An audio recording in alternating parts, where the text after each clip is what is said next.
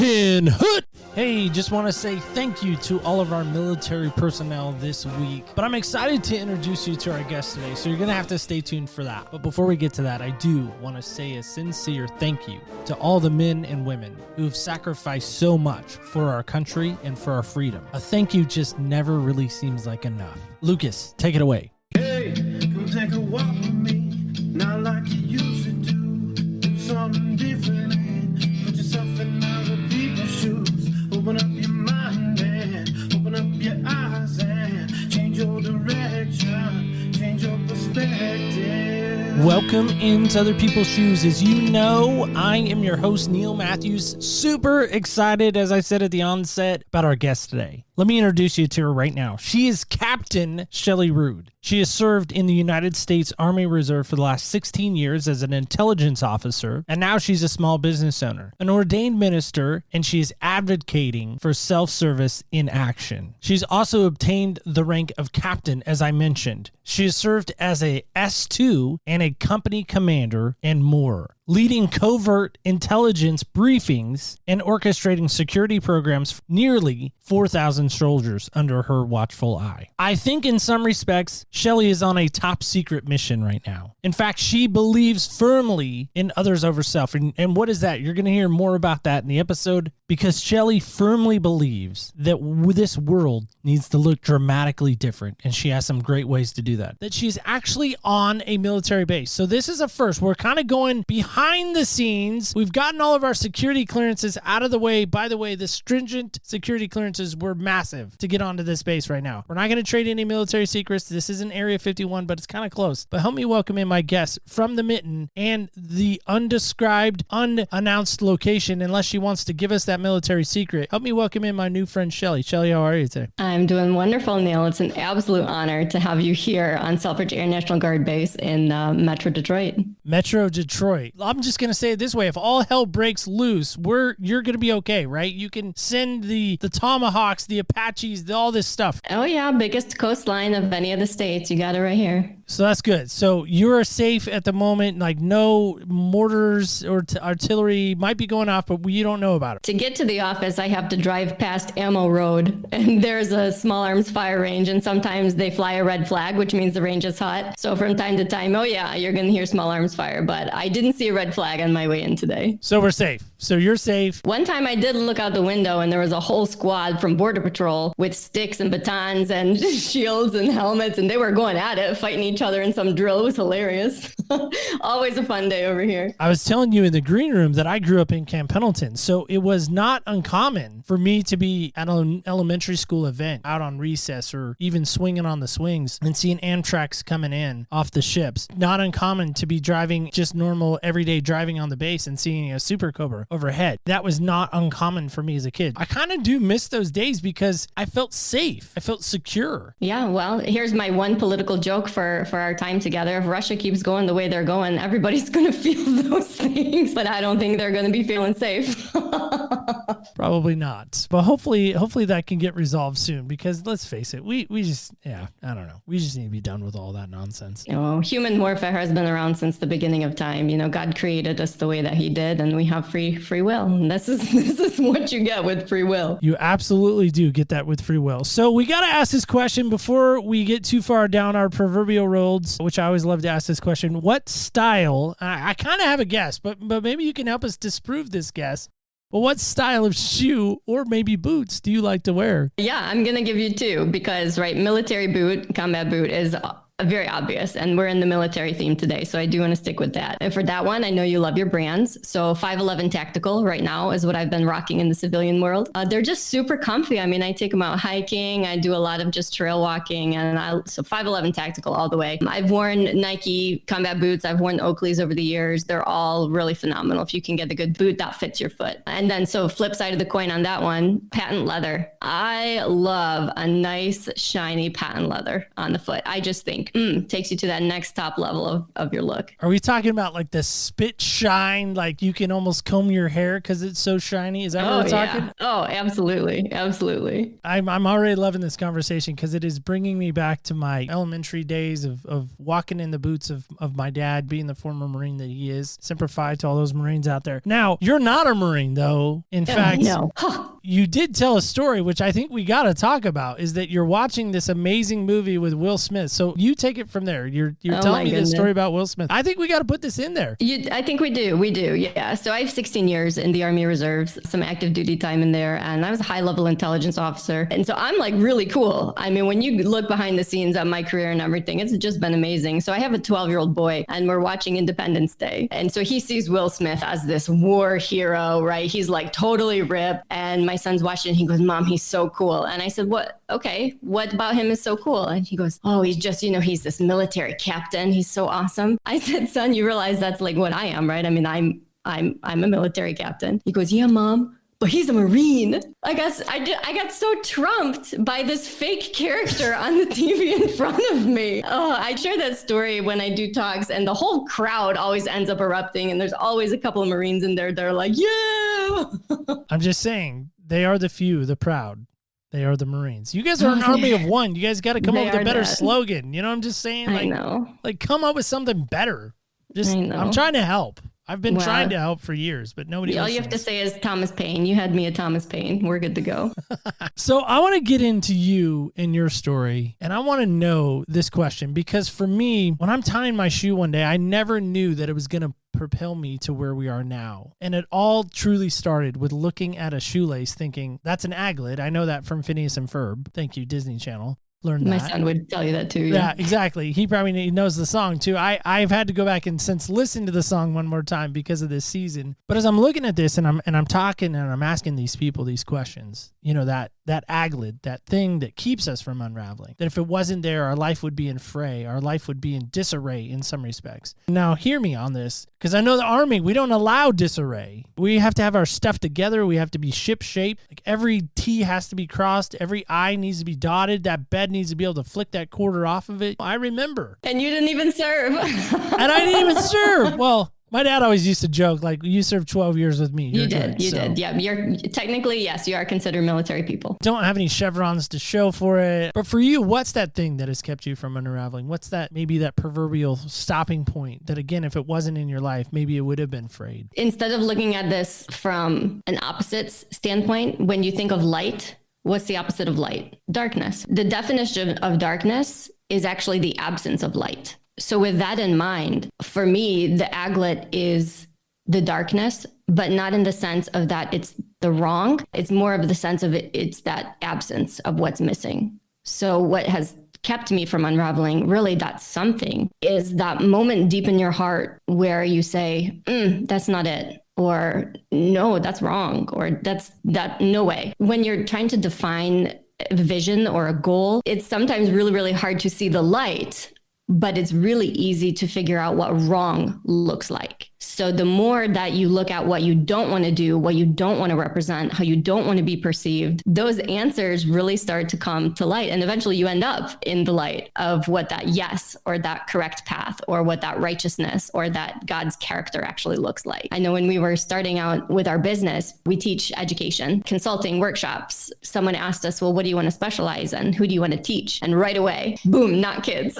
I have 2 kids of my own. Everybody loves kids. I don't want to teach kids. I think that kids have Dr. Seuss when it comes to encouragement and positive forward thinking. What do the adults have? There's a huge gap, I believe, in the professional development of adults. And I wanted to be something to fit that need. And so it really is looking about that, that's not it, or this is wrong. And sometimes that's where our passion comes out. We might not even know that we're passionate about something until you're in that moment and something inside of you just starts to scream or jump up. Talking about Marines, there's a Marine commercial that I've seen on the air right now, and it's young girls, school age, and there's a bully, beating up another girl. And there's one girl throws her book bag down, goes around the corner and stands up for right. And she says, no, that's not wrong. Let her go. That's what it is. She may not know what leadership looks like, but she knows what not to do. And for me, that's really where it starts. And you can't be afraid of the no's. You have to really understand them and discover them. When we talk about the no's, sometimes we look at like critics and what critics would say. Abraham Lincoln actually filled his presidential cabinet with his biggest critics, with his biggest opponents, because when you take and own and understand what those no's are, they really help to craft a better definition of what the yes looks like. And we can even look at the no's because they help us to understand the why.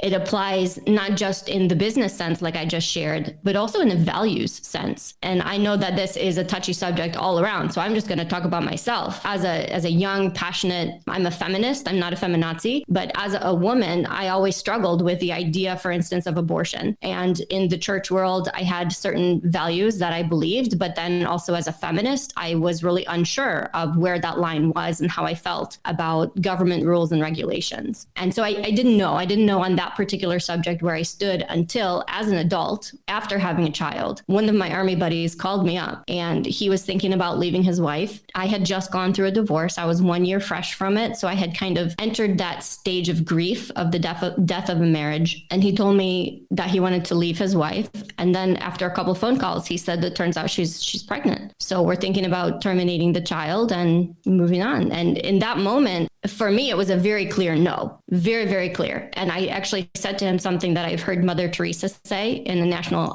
Prayer Breakfast. She said, give me the children. And so here I was, a single mom, barely, just by God's grace, had enough money to feed us. And I found myself telling my army buddy, you know what, just give me your kid. If that's what it takes to just carry forward at this point in your life, that's fine, but give me the kid. Don't make a mistake like that. And you know what, from that moment on, I know where I stand on that particular issue. And we're not here today to talk about that particular issue necessarily. I just want to encourage everyone to listen to when they feel that big no, really listen to it and really pay attention. And the more that you study it, it'll help you understand the why. And slowly your character will start to develop. And it's just an amazing, beautiful thing when you allow that to happen. I love hearing that story, that there was a perspective shift, because I think so many times as a society, as a people, as a whatever, we just met. We're not going to see eye to eye on everything. We joked kind of Marine Army, that there's that rivalry. You could even say Navy, I guess. I don't even want to call it a rivalry. Yeah, Space Force, whatever. Yeah, let's just start making up names for branches of the service, like Coast Guard, right? Made up. Oh, just no. Kidding. Oh, Lord. Just kidding, Coast Guard. Just kidding. But what I hearing you say is like, hey, there's this perspective shift that kind of happens in me. Something like a switch got flicked. Something changed in you. I would even use the word maybe as weird as it sounds, a metamorphosis in some respects, right? There's this changing that took place. Where does that come from? For me, it's all been a path of spiritual development. And I'll share that I am today an ordained minister. I am a chaplain. I like to represent the spirituality of the human that I'm connecting with and talking to. I'm in my late 30s. We'll just generalize it there.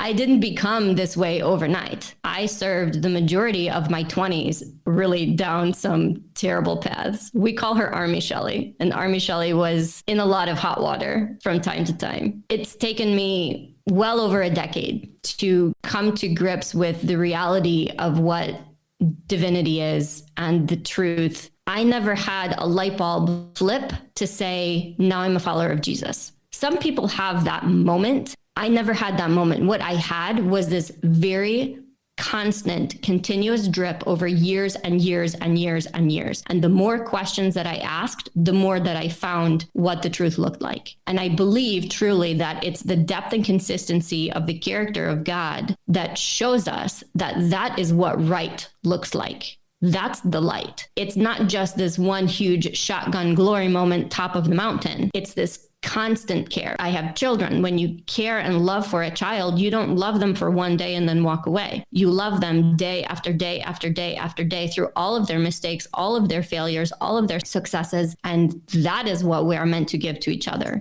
For me, being in the intelligence community, I am extremely critical. You can't tell me something and I believe you. I need to go do hours and hours and hours of research, and I need to find 10 experts who both agree with you and disagree with you. And then I will come up to the most logical conclusion of what you're telling me. So for me to arrive at the result of Jesus Christ being Lord and Savior did not happen overnight. Well, I think that's so powerful to think about too, because I know there's the proverbial Christian story. I'm air quoting that on purpose because I think so many times people want to say, well, there's this road to Damascus story like Saul, like I was a drug addict, now I'm not, was this, now I'm not, used to be, but now I'm not. But what I'm hearing you say in that is like, hey, it took time. It took some kind of erosion of your heart. I mean, you talk about Army Shelly. I mean, we could go down that road potentially. If we were to go back in time in that proverbial DeLorean, would she recognize the Shelly that's sitting before me right now? Yeah. I think she always knew that there was a better version, but she was caught up with society. She was caught up in this YOLO. What does that stand for? You only live once. And when you are young and you feel invincible and you don't want to be hampered down and pressured down by the old traditional values of your parents and your grandparents, right? Well, they just did that way because that's how things were always done. And I love my parents very, very much. I believe that there is some spiritual growth that they still need to do in their lives. And so I did not grow up in a strong Christian household, even though I kind of thought that I did.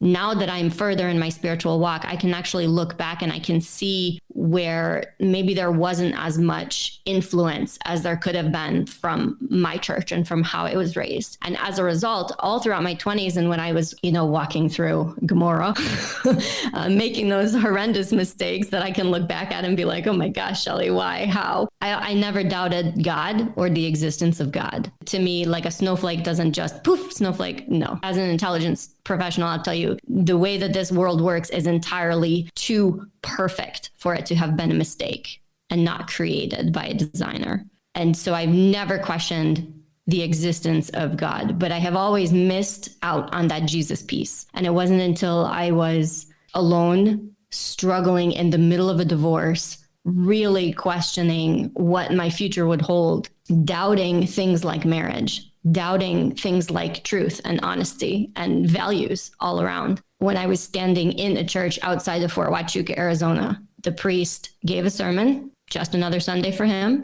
And he shared that connection of what Jesus did and how he came down to touch the people because the people were not perceiving God the way that he had wanted us to.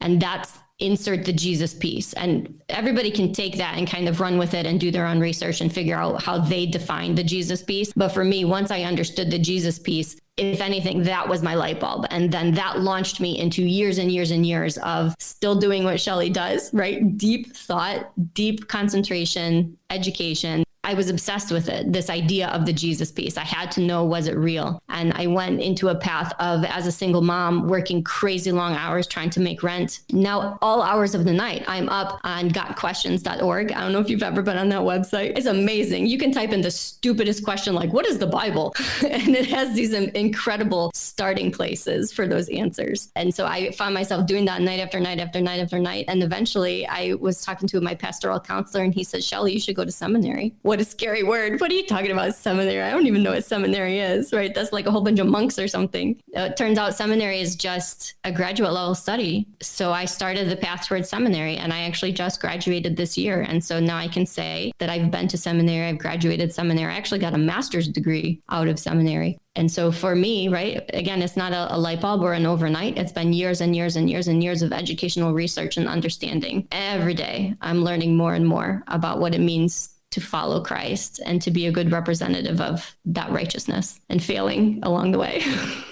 Well, sure, we all do. We all do. We all fail along the way. I've heard it said, it's kind of a catchphrase now or a synergized word, fail forward, which is, sorry, feels a little Cracker Jack in some respects to me. Like you get that prize at the bottom of Cracker Jacks. I'm curious about this for you, Shelly. You guys have this mantra, and really it's more than a mantra. I think it's really a movement. Others over self. When I saw that and read that, like so many little synapses in my head start firing, like so many things. I'm like, wait a minute, others over self. Who thought of that? Who came up with that? Whose brainchild is that? That is a good question. Way back in 2017, we wanted to come up with our educational company. We weren't sure how to teach or what to teach. Just this idea of whatever we do, it always needs to be done with others coming out at the forefront.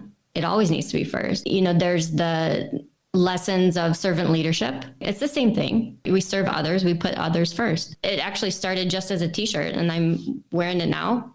Looks like the math problem, others over self. And we sold, I don't know, maybe 10. And then we just kind of kept going with our business, and we never really revisited it until last year. I have a dream to be a podcaster like you. And I was pregnant 2 years ago, and our second son was born, and he was born special needs. And we spent the COVID year, the initial COVID year, we spent that in and out of the hospital with multiple surgeries, facial reconstruction. Our son has what's called Stickler syndrome. It's part of Pierre Robin, which means a full cleft palate is what he was born with. And he also had a jaw that was back in his throat. So he had to have titanium elbows put in to pull the jaw forward just so he could breathe. So the son was born, had one 10-second cry, and then couldn't breathe on his own and immediately was taken away. That year and that time, my business mentors were telling us, Shelly, you need to go deeper with your teachings. You really need to define a little bit tighter what you're teaching and how. And we pulled that shirt out that we started with, 5 years ago. And I was like, well, what about this? Let's go back to the beginning. And since we've done that, it is God's message. Since we've done it, we've handed it to him. And who can hate others over self? Selfish people hate others over self. And nobody wants to admit to be one of those. So it's kind of like this message that I can't lose with it. We all want to get behind it. And yet, if you do choose to get behind the leadership mindset of others over self, it is potentially the hardest thing that you're ever going to do. I just think that's so profound. Like I said, when I read it and I was like, oh, that's kind of cute. Others over self. Okay, that's fun. And then the more I started digging into your stuff and looking into you and, getting ready for today, I was like, no, this is so profound. It's so profound to me because I think I struggle with putting others over myself. I want to be selfish, not Army Shelly. I want to be selfish Neil. What's the danger for you if you didn't have the mindset of others over self? The danger is Army Shelly. I was there. I have a divorce in my past. I spent 10 years in a horrendous marriage with also a military person suffering from PTSD and alcohol addiction and years of turmoil and fear and questions, sadness. I remember one night I looked at my ex-husband and I said, I'm really lonely. And he looked at me and he said, yeah, well, me too. That was the moment I was like, we're done. I'm not going to live like this. This is not a marriage. And I sought professional help. I did believe in God, so I didn't want to just get anyone's advice. I specifically sought out a pastoral counselor. And he is the one that told me, Shelly, that is not a marriage. There is such a thing as a biblical marriage. You're not in it. A marriage is two people. And both of them have to be following and putting God above themselves. And that's what's not happening. That was years ago. And I'm so glad to be able to have those horrendous experiences because now I am remarried to a godly man and we put him over everything that we do. And the results are far more than you could ever think or ever dream or ever imagine because it's divine. We're not even supposed to be able to conceive what God has planned for you or me or any of us. When you think about heaven, there's jade walkways and gold dripping waterfalls and people can't wait to be there. You have no idea. It's like, could you even conceive creating the earth and everything that's on here? Could you come up with a giraffe? Could you come up with a millipede? These are crazy, crazy things that I think only true creation. But I'm wondering about this for you in your organization. So help us with that. What is the goal of the organization? What do you guys hope to accomplish? Talk about being a captain. I guess you got to have a mission. You got to have a vision. Probably don't like to settle for satisfactory work. I just know this about military folks, the ones that I've interacted with at least. Times the mission might seem daunting. I don't want to get political either. You kind of got political, so I'm going to get a little political. Like there are people that I know that went to Afghanistan and Iraq that have asked me, why did we go, Neil? I'm like, you're asking the wrong person. Like, I don't know why we went. And I don't want to go down that road because that could just end us in chaos. There are some who have said that the mission in Iraq and Afghanistan was a failure. So that's why I ask about this mission. That at times it could feel like a failure because you're not making progress. You're kind of fighting that proverbial uphill battle. But speak about the mission and speak about how you stay vigilant and diligent in what you're trying to accomplish. My personal mission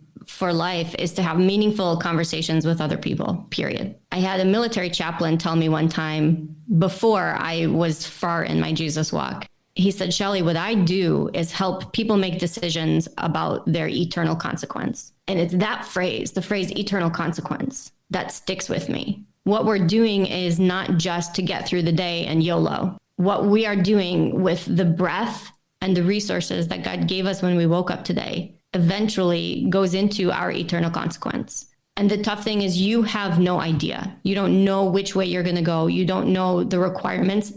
What I hate about this is there is no checklist. Shelly loves checklists. She loves to achieve things. She loves her little notebook that she can go bum, bum, bum, bum, bum, bum, bum, and stick it on the wall to say, I'm done. Good job. Here's your A+. I'm a distinguished military graduate from school, right? I mean, I'm Hermione Granger from the Harry Potter stories. So what we do with our company when we teach and we educate, we have these deep, meaningful relationships. And it's really just to get people to think and understand about what they're doing and why they're doing it. And it's not always, or it rarely is even biblically based. It's just about getting us to kind of get out of this idea of having surface level conversations. So specifically with one of our projects, it's called Warriors with Warriors. And this is a project that is funded through the Michigan Department of Health and Human Services, which is a government entity. So the government is actually investing in a program that teaches people of faith, pastors, preachers, Bible study people, you don't even have to have a title. If you're a person of faith, what we want to do is teach you how to engage with military people. There are ways to have conversations that can actually be life-changing with military people. The statistics out there in the world of mental health for military people are shocking if you don't know them. You may know the statistic of 22 a day. This is the number of veterans that take their lives. And that statistic number is only going up over the last few years. Depression rates are sky high. The anxiety rates are sky high. We're losing members of our military service. In my world of veteran care and care for military people, we deal with substance use and abuse and suicide prevention. And it is real. We live and walk in this world every single day. When you enter a possible suicide situation, it is known that if you can interrupt that thought process within the first 15 minutes, then the chance of saving this person and having them not continue that action skyrockets. And if you can prolong that moment and stay with them for an hour, then that risk goes up as much as 80%. It's not going to happen. These are real opportunities that people of faith have every single day. And all we have to do is recognize what this opportunity looks like and have a strategy to engage. And this is how simple it is. When I look back at my military career, a lot of civilian people approached me at one point or another with goodness in their hearts, and they wanted to show me a way that they could honor my military service. And they do it all different ways. I've had somebody yell 5 shopping aisles over, "Thank you for your service," because I had to stop for diapers and I happened to be in my uniform in Walmart. I've had another person traveling through an airport. He was an older gentleman and he stopped me as I was starting to get on a plane and he handed me a piece of paper with a phone number on it. And he said, "I know this is going to sound weird and I'm sorry that it sounds weird, but I need you to know that you matter. And if you need anything at all, I can't even imagine why you would call me, but here's my phone number. Call me if you need something." And then I've had people, good intentioned. I was marching in a Memorial Day parade a couple years ago and my hat said woman veteran. And after the parade, I had somebody come up and ask me if I was a Blue Star mother, which if you don't know, that's a mother who has lost a child in service. And so they had the intent of honoring me as a military person, but their education about what they were talking about made it very, very awkward and uncomfortable. And so that's why Others Over Self, I have a unique opportunity as a military person to really, in a nice, positive, welcoming way, help to educate our civilian society on what it means to be a military person and how we engage with military people that can literally make or break a suicide situation and have a lasting impact on them. And when we talk about military people, I'm talking about active service members, I'm talking about reservists, National Guard, veterans. I'm also talking about military families, such as yourself. You're the child of a military person, and spouses. I got to be honest. First off, let's step back a second or so. The gentleman that hands you his phone number and says, "Hey, I don't know what you're walking through. I don't know what you've experienced. You don't know him. You've never met him." Just hands you his number and says, "Hey, call me." I mean, there's a lot of people out there that would be like, "Man, that's creepy."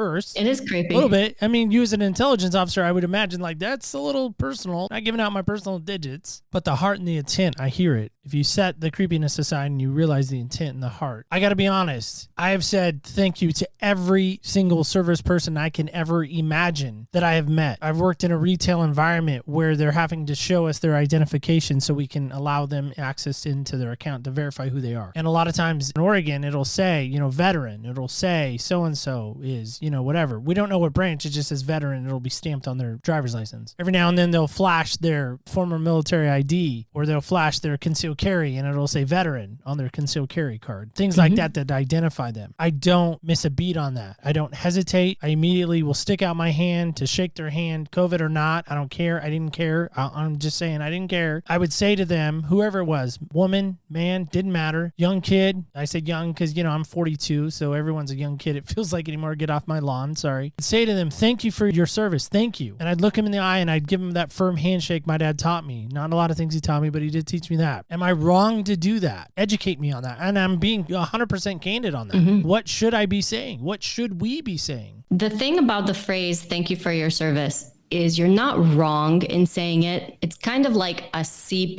answer. It's good. You gave it a good try. I'm glad that the heart is there. We could go more with that. We could make a more meaningful impact. And I say that because you have to back up and look at the military person themselves. So now let's just say that you're talking to a veteran or an active duty service member. You cannot assume why they joined the military. There are a vast majority of us that joined for the money, for the benefits, to get the free college education. We may even carry a level of guilt around about that was our choice of why we joined. So if that's the case, and somebody says, thank you for your service, all of a sudden I have connected that phrase to guilt. And so what started as an act of intention and honor actually was an act that did harm. And it was unintentional harm. The baggage is theirs, not yours, but that's still something that can happen. And it does happen. It happens every day. It happens all the time. And how terrible if you set out with a good heart and say, thank you for your service, and you actually do unintentional harm. So what we want to do is help encourage a deeper conversation. There are things that you should say, and there are things that you should not say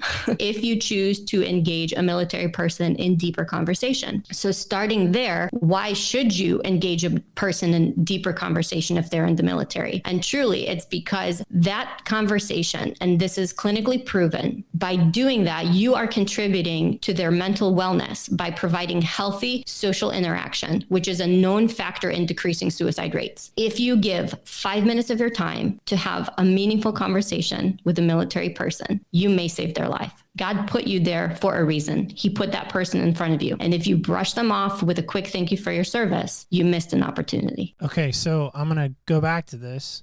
Maybe I'm a slow learner here, so I'm going to raise my hand to that. What should I say? Should I just eliminate the thank you and engage in the conversation? Or what should I do? You don't have to eliminate it. If it's natural for you and it's easy for you to start out with, I want to say thank you for your service, and I genuinely mean that, what's the next sentence? There's 4 questions that you can ask that break the ice. And I have all of this in an article for you. So don't feel like you have to take notes from our conversation today. I'm going to give you a landing page where you can download this free article. But try asking one of these questions. What branch did you serve in? Neil and I have done a great job today joking around. There's actually 6 military branches now, but each one of those branches is its own subculture. And so whether someone is a Marine or their Army or Air Force, that matters to them. They chose one of those branches for one reason or another. So lead into that question. What branch did you serve in? And once they talk about it, maybe you don't even know how to answer or carry it forward. Just say, so what was your job? And they might come up with letters and numbers, like I'm a 35 Delta All-Source Tactical Intelligence Officer. If you say, what's your job? And I say 35 Delta, don't be afraid to say, well, what does that mean? You're not going to sound stupid or look stupid. Trust me, there are so many acronyms in the military. We military people don't even know them. So go ahead and say, what does that mean again? I'm an intelligence officer. And when I have an Air Force person talking to me and they talking about the A-10 Warthogs, I'll look at them and go, what does that mean again? You're allowed to do that. And again, right, ask them why they joined. Don't assume that it's because they're a super patriotic person that felt like they had to love their country, because that's honestly rare. Usually it's for the money. Or maybe it is because they're the fourth generation to serve in the United States military, and that's really important. That's a good thing. And, the final question that I really want to encourage everyone to ask is, how can I support you? It kind of leads into like, what should we stay away from when we engage people in military conversation? But this question of how can I support you? Don't assume that they want a care package. Don't assume that they want you to pray for them. Leave it up to them. The man in the airport, him standing there and saying, here's my phone number. I don't know how I can serve you, but I'm willing. At the time, I thought it was totally creepy. And yes, I threw it in my pocket. But you know what? A week later, when I pulled that uniform out and pulled it out of the pocket, it made an impression on me then. And to this day, I know that somewhere out there in the world is another person with pure intention of heart, willing to serve others. And that drives me forward in my mission day after day. I just think that's so profound, because I think it's easy to say, oh, how are you today? Oh, I'm fine. Oh, how is this? Oh, it's good. It's very surfacey, but I love that phrase of how can I serve you? And I love engaging in that conversation. And I think that's what's so great about what you're doing is that engagement. But let's be honest, again, it's not easy. It's not easy working with veterans. It's not easy, a lot of their baggage and their junk and all the stuff that they're carrying in. But that rucksack, I lifted my dad's once, his field rucksack. Man, that thing was heavy. It was heavy. There's a lot of heavy stuff. So again, if somebody has a veteran in their life,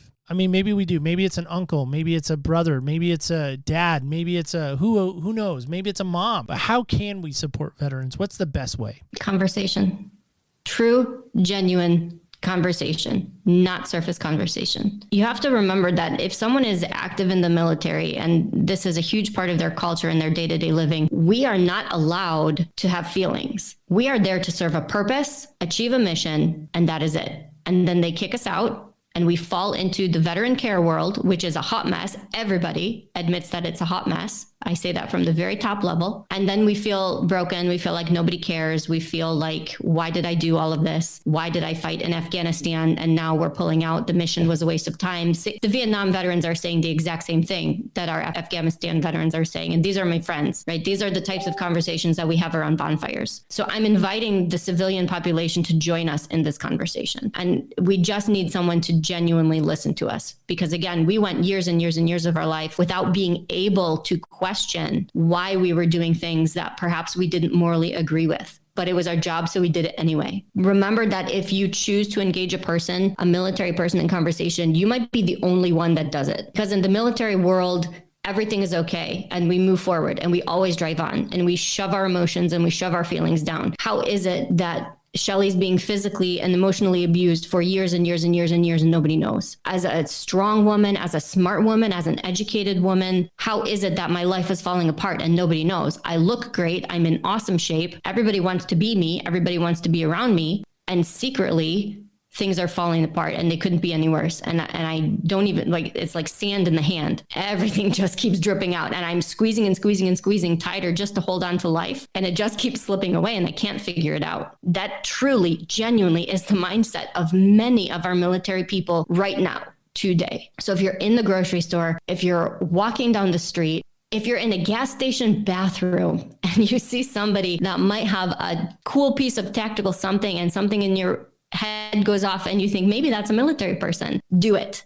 Be brave, be courageous, walk up to them and say, hey, did you serve in the military? What branch did you serve in? What was your job? How can I serve you? You might save their life. So there's this guy that I hope one day to meet. I don't know if our paths will ever cross, but man, I really hope so, because he wrote this amazing song. And as you're talking, I think it's just resonating in my heart right now. It says, line number 1, we're supposed to have it all together. When we're asked how we're doing, we smile and we just say, never better. Line number 2, everybody's life looks perfect except yours. So we keep your mess and your wounds and your secrets safe behind closed doors. But truth be told, the truth is rarely told. Matthew West. I love that song because I think it just resonates with me so much about your life, what you're describing. Because for me, being that intelligence officer, you got to search. You got to find out the answers. You can't take people. You said it. I didn't. You said it. You can't take people at face value. I worked in collections for 5 years. I thought everyone was a liar.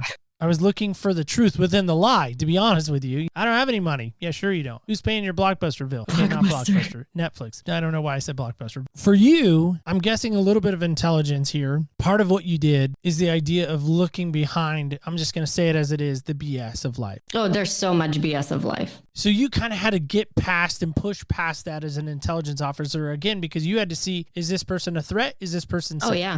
Yeah, absolutely. And even as a, young woman growing up, I'm a career woman from the 80s and 90s, right? I want to claim that title of CEO or vice president and, be one of the girls in the boys club. I mean, that is me. I grew up idolizing like April O'Neil from Ninja Turtles and really wanting to be that trailblazer for women. I hate words like chick and babe, and my husband won't even call me babe because he feels that it's as disrespectful as I do. We actually had these coffee mugs made, and now we're having hats made. I run the women veteran support group, and they have a honey badger on them. And they say, don't call me honey. And if you know anything about a honey badger, it is the most fearsome and resilient animal in the kingdom. And you can send poison through its veins and it will still wake up and take you to town. That is the honey badger. And, I don't want to get too far into the whole military woman world because that's a whole nother podcast that we could go to town on. It really is digging through this BS of life, of the titles. And when you're in the military, we wear our resumes on our chests. We have patches and awards and flashy things and berets and different colors for who we are and what we stand for. And everybody knows. And so when you meet another military person, it's not a beautiful engagement of two human beings coming together. When a military person meets another military person, it is a butt sniffing contest. It is dog eat dog. Which one of you is alpha and why? And so we carry that feeling and that mindset into the civilian world, and we struggle. And those of us who think that we don't struggle, you're struggling. I struggle. And I had primarily a military reserve career, right? I'm not pretending to be some war hero combat vet. I am exactly what I am. And when I go to my son's baseball game, and in the bleachers next to me is a very, very large, overweight, loud human being, chain smoking, drinking alcohol, scantily clad, everything about that screams wrong. And it is extremely difficult for me to just sit there and enjoy my son's baseball game. In God's eyes, that is a valuable, lovable human being. And that's the Shelly, that's the Army Shelly versus Chaplain Shelly that I struggle with on a daily basis. And so I know that if I struggle with it, then my military brethren who are not where I am in my spiritual walk, they're struggling even more. And that's the reality of life. And now you're making me feel bad because I call my wife babe. That's between the two of you. But Shelly, I want to ask about this. I think there's so much parallel between your coming to know who Jesus is, baggage that you had to let go of to kind of give that over to him, the lens changes that takes place in your eyes of seeing people that they're not less than you, that you can be, you need to see them the way he sees them. There's so much of a parallel there. But I want to ask this question. If somehow, some way, I give you the power, Shelly, you can change anything you want about the military. Anything you want. The culture. Look at that. Just top of head. That is immediately, absolutely the first thing that I would change is the culture. If you don't know this statistic, and I'm not personally exactly affected by this statistic, 1 in 3, and some reports will say 1 in 4. That's your military sexual trauma rate. And now I'll give you even more of a shocker. It's the same for women as it is for men. What if in the corporate environment, the company came out with their annual report, and in the annual report, it stated 1 in 3 of our employees is being sexually assaulted or abused. See you next year. We're going to have a great Christmas party. At the very beginning, what's the thing? It's wrong. No, I do not agree with this. Something is genuinely deeply wrong here. I don't know what right looks like, but it does not look like that statistic. And it has to do with culture. It has to do with how we're talking to each other, the types of conversations that we're normalizing. When you look at the old wartime movies and the officers are sitting around, perhaps having nice, educated conversations, and they're polite to each other, that is not real world military experience. Real world military experience is Sparta. The swearing, the slamming and putting each other down, physical and emotional abuse, all of it is rampant, deeply rampant. And the truth is that this is a military force. And some of that has to exist in order to have a violent, effective military force. And as a result, we end up with a statistic of 22 a day. There's something wrong with our military culture that is resulting in high suicide rates and high substance use rates, period. How do we fix culture? That's a question that professionals all over the country are trying to figure out. The best that I can come up with is others over self. If we truly care about the person across the room from us, we won't sexually abuse them. If we truly are putting the person over the mission and not the mission over the person, then we won't take them to the bar and put another shot in front of them. If we truly care about one another as military brethren, as we say that we do, then we won't hire the hooker and bring her back to the barracks. There are daily things that are happening within our military that our military people know about, and we're just not stopping it. So who has the power to stop it in your mind? We do. The only person that you're in control of is yourself. And I'm telling this to Army Shelly, who 10 years ago made a lot of those stupid mistakes. What you do and how you act on a daily basis, people are watching whether you want to admit it or not. I tell that to my 12-year-old all the time. I don't want to be a leader. Well, too bad. People are watching you whether you like it or not. And how you live your life affects other people, whether you like it or not. So you can live your life making a lot of poor decisions, which is probably going to lead to a lot of other people making equally poor decisions, or you can do your best to make good decisions, and that's what will follow. So I think that that is truly the answer. We don't point fingers at other people. We focus on ourselves. We embrace this others over self leadership mindset. And when we do it and when we tell people we're doing it, then maybe they'll do it too. And how amazing would it be if we had a culture, not just in civilian society, but even in the military, if that existed? It would be incredible, right? Maybe that's what heaven looks like. So Shelly, first off, that's brilliant. I love that. Love that idea. I think it's great in concept. I'm not poo-pooing your idea by any means. Well, it's not going to happen. I think it's going to take a revolution to do that. And isn't that awful? It's a dream of mine that's never going to come to fruition. And I already know that. It's going to take somebody saying it stops with me. I'm a big Martin Luther King Jr. fan. I have a dream that one day everyone is free. I have a dream that we can have a culture, that we can have a perspective that, again, others over self is the mantra. And not just a mantra, but a belief, but a core. This is who we are. This is what we're about. It's not about me. It's about you. It's about what you need and how can I meet that need for you. You've probably heard of this place, I imagine. I mean, I don't know. It's Michigan and it's, Army Michigan. So who knows? I don't know if things get out that far in Michigan. I don't know. You ever heard of this place called West Point? Yeah, once or twice, yeah. Once or twice? You ever been there, by the way? Any time been there? No, traveling in and out, but no. The Citadel, yes, but not West Point. The Citadel, but not West Point. I actually did some volunteer rifle coaching with the Citadel rifle team. I was the captain of the Western Michigan University rifle team for years. Wow, there you go. Okay, so Western Michigan, are you guys what is your mascot in Western Michigan?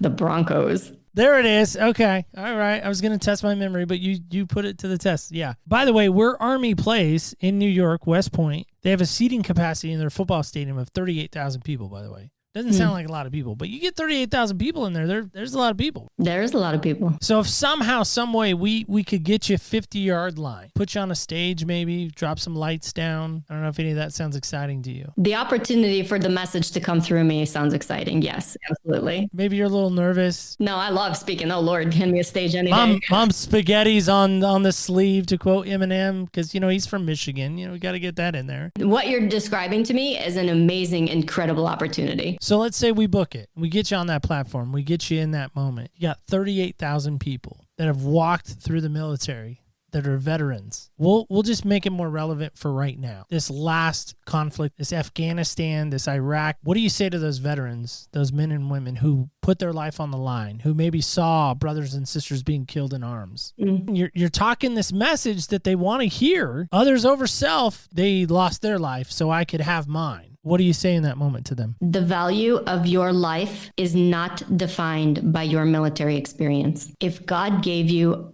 breath in your lungs today, that means he wants you to do something with it today and tomorrow and the next day. And what you do in those days is just as, if not more valuable than what you did in the military. And if you don't believe that, then you also don't believe in the value of a civilian person who never served in the military. It's about believing in the value of a human. We call it intrinsic value. So when something is just intrinsically valuable, regardless of performance, regardless of medals, regardless of awards, there is value in your life. If God gave you breath, he sees that. Can you recognize it for yourself? In the military, help me with this, because again, you served, I did not. Is there any way ever, or is there any time ever where you can question an order? That is a good question. And on one hand, it happens all the time. And on the other hand, it's up to your commander what happens as a result of you questioning the order. So PTSD is a fear-based trauma. Before you get to a fear-based trauma, there's something called a moral injury. And moral injury was recently recognized by the VA as an actual diagnosis. So a moral injury is when you disagree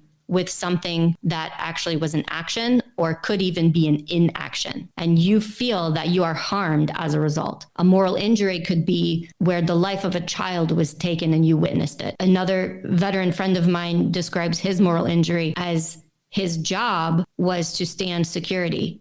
And in the location where he was standing security, there were piles of bodies, and the wild dogs were coming up and eating the human remains. There was no action actually taken. There was no inaction actually taken. But for him, it was so against his moral code. He struggled with that picture for years. And how do you get therapy for something like that? That's not PTSD, not by the book definition. So what is that defined as? I'm so glad that this idea of moral injury exists and has been recognized, because this is what we're using to get deeper into the understanding that values matter and values are different person to person. And we need to know and understand what our values are, because our values are attached to our feelings and they're attached to how and why we make the decisions that we do. And it's directly related to our mental wellness. The reason why I bring up the whole order thing is if you gave them an order that they had to follow. I'm sure you've given orders in the past. I mean, as a captain, I would imagine you've probably given a few in your time, right? If you gave the order that says, listen, from here on out, as long as you serve under me, you're going to put others over yourself. Would they have to follow that order? In the military, they would say, yes, ma'am, and walk away. What that looks like when I'm not watching them is up to them. It truly comes down to this idea of free will. And God tells us there's a beautiful story in the Bible about the two brothers, and one of them says that he'll go tend the field, but then he doesn't do it. That's the military mentality. We just say yes, yes, sir, yes, ma'am. Hopefully we do what our mission is laid out. But God tells us that it's worse to do that than if you actually speak up and say no. And so when we're talking about culture in the military, there's a culture where, again, right, you're not allowed to say no. So if you're not allowed to say no, you get a whole bunch of yes and then walk away and disobedience. So right, we go back to the no's and loving the no's and understanding the no's. You have to be allowed to say no, and you have to be allowed to understand why the no's exist. Shelly, if someone is listening to you right now and they're like, you know what, I want to know her more. I want to know what she's about. I want to know the mission. I want to take, I want to fall under her command in some respects. I want to join her in her mission of what she's trying to accomplish. I have a passion burning on my heart to help veterans. Maybe they don't. Maybe they want to know more about how they can help. What's the best way someone can get connected with you? Well, I have to tell you that I love your podcast because the initials are OPS, which is ops. Boom, right there. Operations. Love it. So what I've done for your audience specifically is created a landing page, othersoverself.com/ops. othersoverself.com/OPS. And when you get there, you'll be able to find that 21-page free download article of what to say to have a meaningful conversation with military people. You'll also find a guide that you can download that gives you specific ways that you can serve military people, like having a military liaison in your company or organization, for instance. And you can follow me on social media. Being an intelligence person, I struggle with social media, but I'm there. I have a presence. I'm bringing along really good people along the way, just like Neil. Others Over Self, at Others Over Self. You can find me everywhere. The name is Shelly Rood, ROOD, Shelly Rood. And if you see me anywhere and you recognize me, go ahead and shout out Shelly Rood. Everybody always does. So, Shelly, before we let you go, I feel like we got to play a game because being, Army, Marine, I feel like there's a little, again, Navy, even though it should be called the Marine Army game, not the Navy. We're not the Navy, okay? We're not. The Navy has all that time to practice their football, though. I guess you would think because they're not doing anything else all day long because, first and last out, just saying. So I've heard you're highly competitive. Did somebody steer us wrong? Who said that about me? That's I terrible. don't know. I'm just saying it. So true, It got though. out to Oregon that you're highly competitive. You don't like to lose, and if you lose, you're kind of. I'm just gonna say it, you're kind of a sourpuss all day if you lose. Am I getting any of that right? Yeah, you're probably right. Apparently, the Citadel Cup kind of got close. I mean, we got a little close with the color. Yeah. Yep. Because isn't the Citadel like a little lighter blue, isn't it? If I'm remembering right. Sadly, it says North Carolina, not Citadel. I'm going to roll on your behalf. We're going to play this silly game called Senseless. It's just 5 senseless questions. Like they're just meaningless questions. Just kind of a fun way to end the show. But they do revolve around your senses. So be paying attention to that. And then the 6th is a wild card. So I'm going to roll on your behalf. All right, so here we go. This is a number 2. I know it kind of looks like a 5, but I promise it's a 2. It's just backwards, maybe for you. Here's number 2. By the way, it's kind of a fun question and maybe a little bit about what we're talking about. It's kind of weird how the die knew that. Here's the question. It says this. It says, who is touching your life and where have you felt that impact? Who is touching your life and where have you felt that impact? So I have a fellow military woman. She is a retired colonel, Colonel Nancy Dakin. She's one of the top commanders over here on South Air National Guard Base. And she encourages me as a professional woman to know what I believe in and to go after it every single day with strength, with drive. And how do I know that she's touching me on the regular basis? Because when I plan an event, when I think about the next thing I'm going to order, when I come up with an online class or a workshop, Colonel Nancy has a beautiful saying of don't screw it up, except it's not the word screw, but I'm not going to share with you what the other word is. I think we can read between those lines. And that is her voice, her phrase in my head. I feel that the stakes are high with what I do. I feel like I have the opportunity every day to potentially help God save a life. And I hear her voice. She touches me every day. Has she since passed? Well, her volunteer job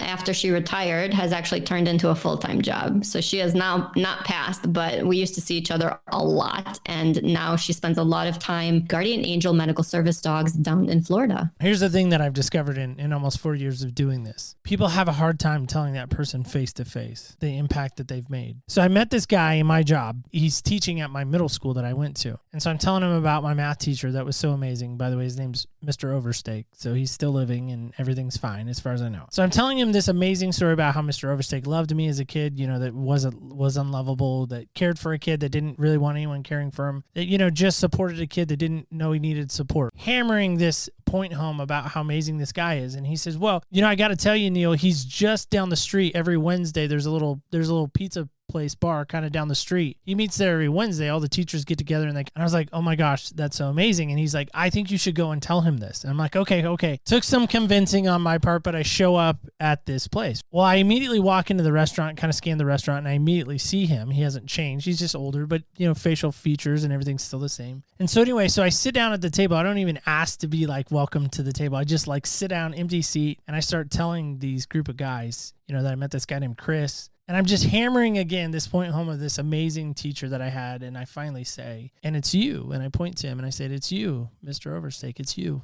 That's who I'm talking about. And he looks at me, kind of puzzled, looks at some of the other guys, and he goes, what'd you say your name was again, son? I said, Neil Matthews. Had you at 93, 94, somewhere in that time frame. And he goes, okay. And I said, yeah, you remember you came to my elementary school, you talked to my parents, I was in this, you know, blah, blah, blah. Like I gave him like specific incidences. He looks at me again and he goes, I don't know how to tell you this. I don't remember you. And I was crushed. Just absolutely crushed. And my wife's always teased me, like, when somebody meets me, like, they usually never forget me because I'm that kind of cup of coffee, like, you remember. And so I'm driving back to work, and it's not a far drive. I mean, it's like 10 minutes maybe. And I get in the car, and I'm mad. That was so stupid. Like, what was I thinking? Like, I'm beating up myself and just mad. I want to say it was God, Holy Spirit moment, but I know it wasn't me because I didn't have this thought. But the thought was, did you do that for him or did you do it for the recognition? And I said, well, I did it for him. He said, then you got what you wanted.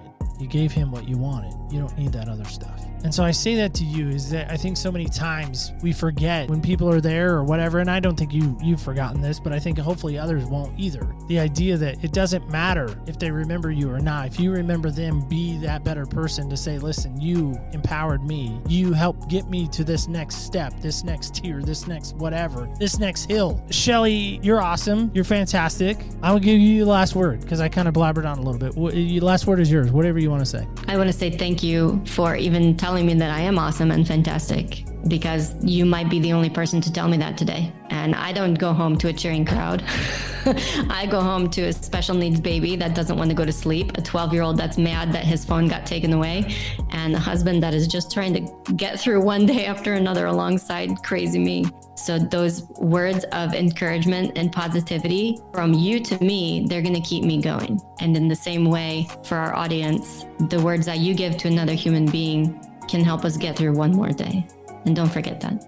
Yeah, and again, that's what it's about. I have friends that can tear apart a transmission and put it back together again. I have other friends that can, field dress a 45 in like 10 seconds. Oh, I can knife hands you and take you to town in 2.0 seconds flat if you want me to. Know how that was going to come up, but I was really hoping that was going to come up. For me, like, God didn't wire me to, like I said, build a house, rebuild a transmission. But man, I absolutely love to encourage. I absolutely love to come alongside somebody and say, listen, it's okay. You're going to get through this. You got me. I know I'm not a lot, but man, I'm enough sometimes. And I love to give that word of encouragement. So guys and gals, kids and campers alike, that is it. That is all. That is our show today. But before I let you go, before I let you just scamper on out of here like that honey badger, by the way, don't mess with those things. I've Googled it. She is absolutely right and 100%. They are mean. If you come across one, be careful. I'll just say that. There should be like a warning label, maybe stitched to them in some fashion or another, because they are mean. But on that, are you kind of being a honey badger right now? Like take a moment, like take a little survey, like a little check engine light. Has that come on in your life? Are you being so rude and so selfish and so conceited that you can't see others? I know that's none of you, right? I'm sure all of you are just perfect little angels, got your halos on and your shirt pressed just right and your pants just right and you're awesome. But when you get quiet and you get alone tonight, I just maybe want this to haunt you a little bit. Are you really, truly, and I mean this in all sincerity, putting others above yourself? Others first, then you. Are you doing that? My hand's up. I'm not doing that so good. If I'm being honest, I don't always do that. But I want to challenge you this week. Find one, not 5, not 20, not 17, one person that you can go serve this week. Find a way to serve. And if you do, let me know. I'd love to know how you did that. Get creative with it. Find a way. Let me know. OPSpodcast.com is a great way to let me know. You can also let me know on our social media pages. Of course, OPS Podcast Show under Facebook, Instagram, and Twitter. You can let us know there. Shoot us a little DM. We'd love to hear that. And don't forget this. Do not ever forget. Remember, when you walk in other people's shoes, you really do get a different perspective on life. Thank you so much for joining us. And stay tuned till next week when we walk in other people's shoes.